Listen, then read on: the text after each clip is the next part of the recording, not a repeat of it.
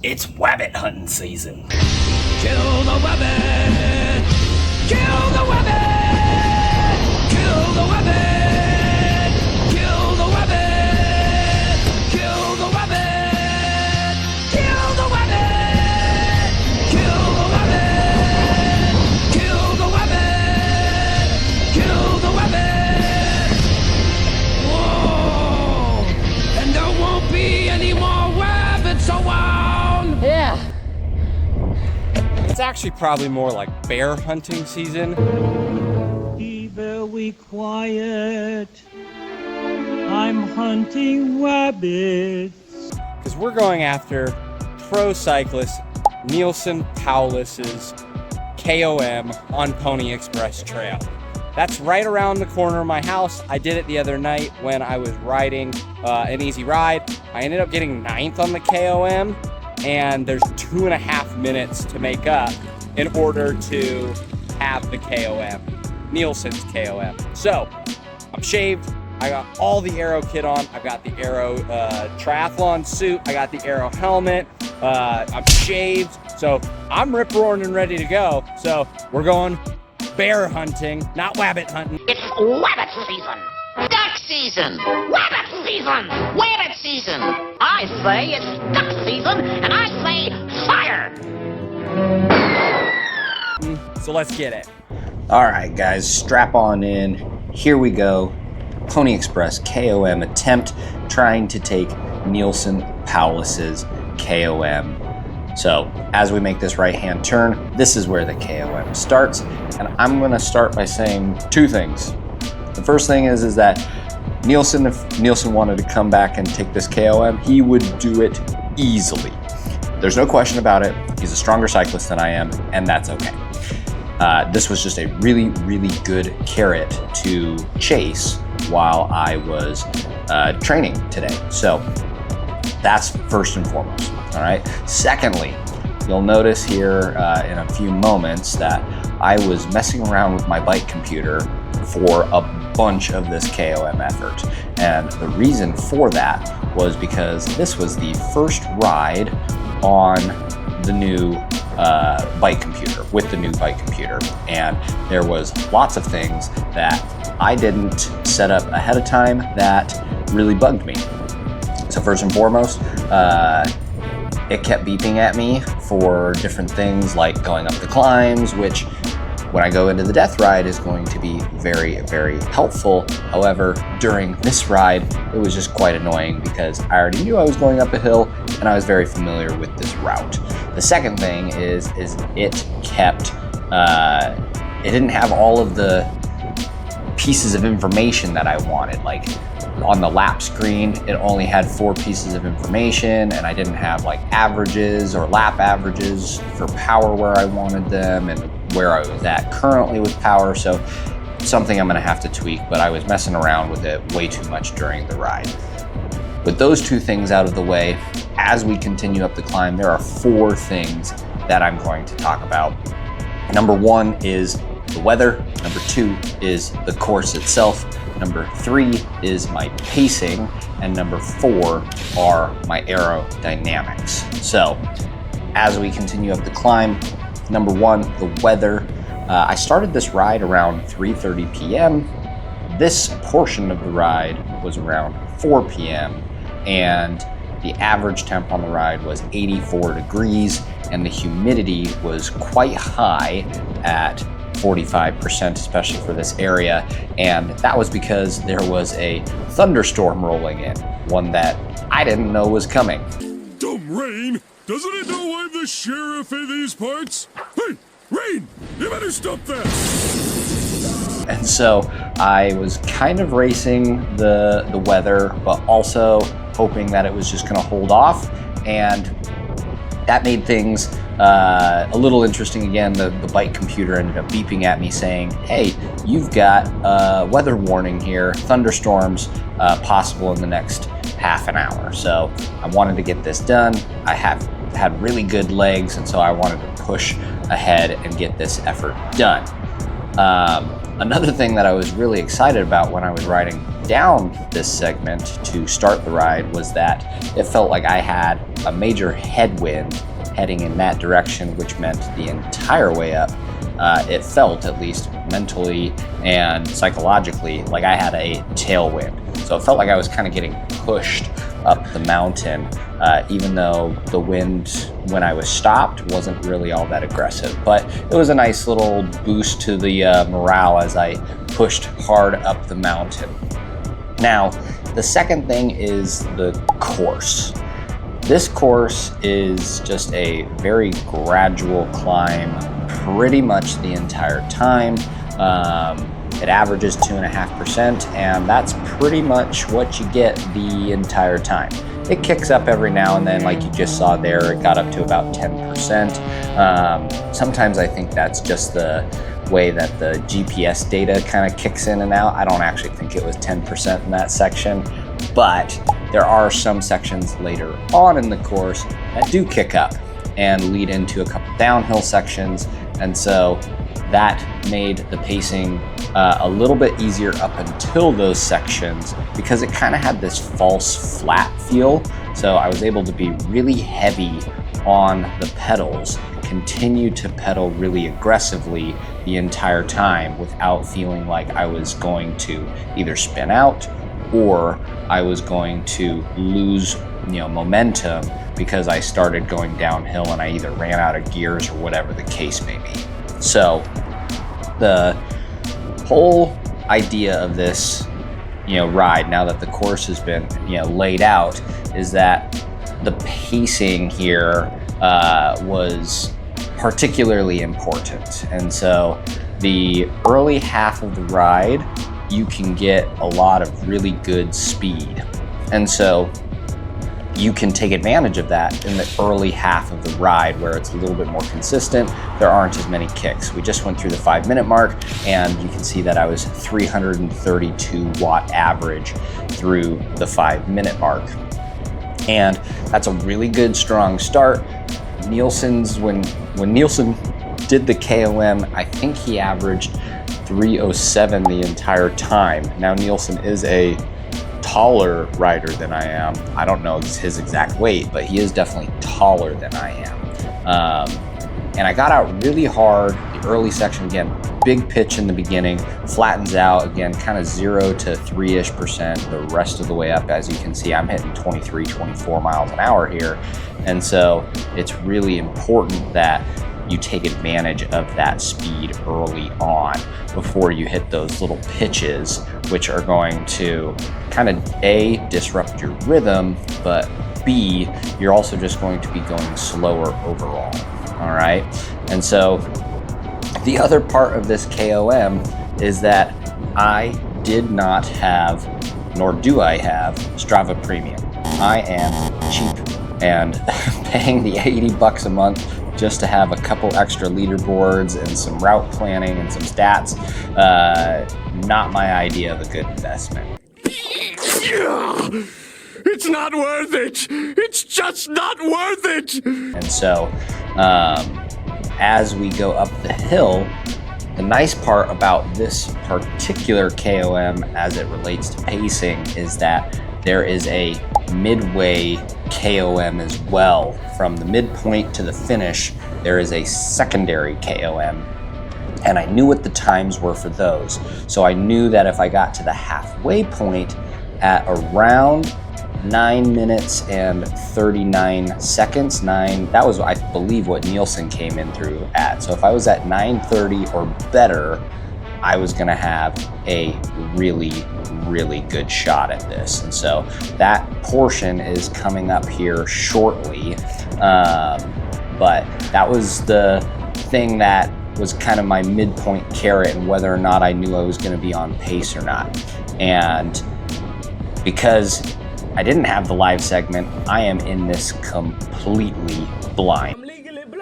I have no idea where I'm at in relation to Neilson's KOM. I have no idea if I'm up on time. I have no idea if I am down on time. And so I'm just continuing to put out good power. You can see fluttering right around 300 watts, a couple times going a little bit lower, a couple times a little bit higher, and the speed is really good at 20, 21 miles an hour on this, 1-2% segment here. Now, my heart rate is particularly high for me. My max heart rate is 187 BPM. My threshold heart rate based on testing is 167 BPM. And with this being around an 18-minute effort, I knew that I could kind of push that. And that's why you see the heart rates into my VO2 max zone, my zone 4, even kicking up to 179, 180 there. So I'm really pushing it. But here we're coming up on the halfway point. The halfway point is this exit where this upcoming gas station is. And like I said, Neilson got here around 9:39. And I'm gonna have to be under 9:30 to have a really good shot. So as I come through this intersection, we're gonna see what the time is, and coming through at 9:01 at the checkpoint time. So I'm currently 38 seconds up on the KOM. So I know I'm in a really good spot. That motivated me. You can see the power goes up there a little bit, 340, 350, as I am feeling confident that this KOM is gonna be mine. And at this point, I still feel really good. The legs felt good. The heart rate, even though while high, wasn't really concerning me. You can definitely hear that I'm breathing pretty aggressively, but I'm doing a really good job at managing my cadence. And like I said, I did a good job at pacing this early on so I can make a good push on this back half. Now, it's a good time to talk about the aerodynamics. So again, the early portion of this ride is a little bit flatter. It has some little pitches, but for the most part, it is 0 to 3%, and you can get the speed up.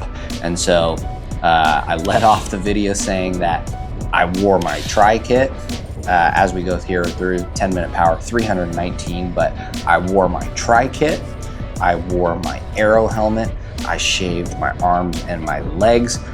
To be honest, I'm kind of out here looking like Phil Guyman, the Cookie Monster, going after a KOM. Not quite as much as Phil. Phil goes with the full arm sleeves, and I just went with the traditional triathlon kit. So no issues, looking too much like a weirdo. But I'm also in a full bottle setup. I've got 2 bottles front and back on the down and the seat tubes. And so if I really wanted to, get super aero on this, I could have gone way more aero, and I could have even looked at going for full tri setup with the TT bike. And so right here you can see that I'm getting out of the saddle, power's jumping up over 400 watts, and part of that is that I knew I was on the slower end of this course, and I kind of wanted to shake out the legs a little bit. But aerodynamics, even at these speeds, 14, 15 miles an hour, these are critical aerodynamic speeds. You will still make progress. Even down to 12 and a half miles an hour, you will get some aerodynamic benefits. And so I'm doing a really good job focusing on staying on top of the hoods, making sure that my elbows are bent, my head is low, and I am on the pedals pushing hard through the wind. As you can see, the power is still looking really good, even though the pitch is going up 11 miles an hour, 12 miles an hour, 8% incline. And we're doing this, guys. We're feeling really good. We have about 4 more minutes left in the climb. And again, I am doing everything that I can to stay heavy on the pedals and as aerodynamic as possible, especially taking advantage of those areas where I can. Now, a couple other things of note with this ride. As you can see, there is not a lot of shoulder on this road, and so I have the rear tail light. I'm in the pink tri-suit so people can see me. and that is definitely helpful. But I was super happy with this ride. Everybody was very respectful. Nobody got all that close to me. And even when there are sections like this where there is a bit of a shoulder, the shoulder's not great. There's rocks, there's potholes, there's even manhole covers that we're dealing with. And so there's a lot of times where even though there is the shoulder, the bike lane, it's actually safer as a rider to even be out in the street.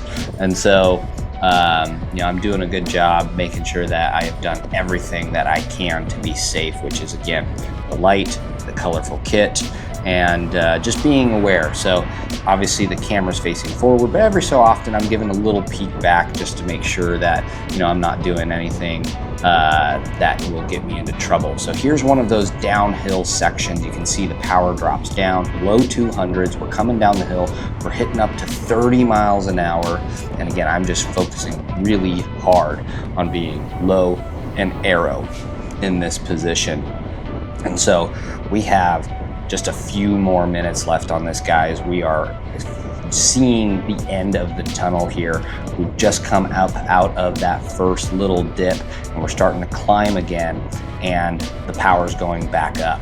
We've just got a few more minutes, and this is where my legs did start to burn just a little bit. The heart rate's still high, 175, climbing up to 180 at certain points, and I'm just trying to do my best to manage the effort, make sure that, again, I am staying aero, making sure that I am, staying heavy on the pedals. When possible, I'll get up and out of the saddle in order to make the legs feel a little bit better, use a little bit different muscles. As you can see, we're slowing down here 11, 12 miles an hour. So if this was an opportunity I wanted to take to get out of the saddle, now would probably be one of the best times to do so. Again, 8% incline on the hill here. Now, like I said, the bike computer, while annoying early on, was a really great help. A 15-minute power here, 313 watts. And so I did eventually get to a screen where I was able to see that average power, and I didn't have a number in mind per se of what I wanted to hold, but I did have kind of a benchmark of where Neilson was. Like I said, 307 for his 1806 time, and I wanted to be at least within 10 watts of that in order to average a power that would give me a really good chance at getting this KOM effort. And so we are still on pace, 313 watts through 15 minutes, and that means we only have about a minute left. We're starting to crest up and over the final hill. We're coming down into the finish line again. We've kind of crested up and over this final hill. There's one last hill to go. Speed is up. Power is still looking good at 300 watts. Heart rate high, 180 BPM. And so we're feeling it, but this is the last push here, the last climb up and over the top of the climb. And then it's a little descent down into the finish line. And again, all I'm trying to do here at this point is, stay consistent with my cadence, stay consistent with how much pressure is on the pedal, stay aerodynamic, especially now as I've crested over the top of the hill, started to make the descent down into the finish line, and we're like 200 meters away at this point. We do not have very long to go. The power is still high. We're making a push here, 27 miles an hour, 28, 29 miles an hour, and I can see the finish line in the distance. I can see a couple cars. This was a moment where I didn't know if this guy was gonna stop, so you hear me yell there, and I just wanted to make sure he knew I was there. So I did pop up a little bit, didn't really change the time or anything like that. And then as I go through this intersection, this is where the finish line is, and we have now taken the KOM. We got it. Yeah. We got it.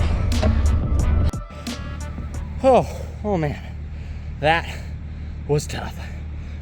I don't think I've ever held an average heart rate that high for that long. And it just goes to show you how good my training's been. I felt really strong and reserved through the front half.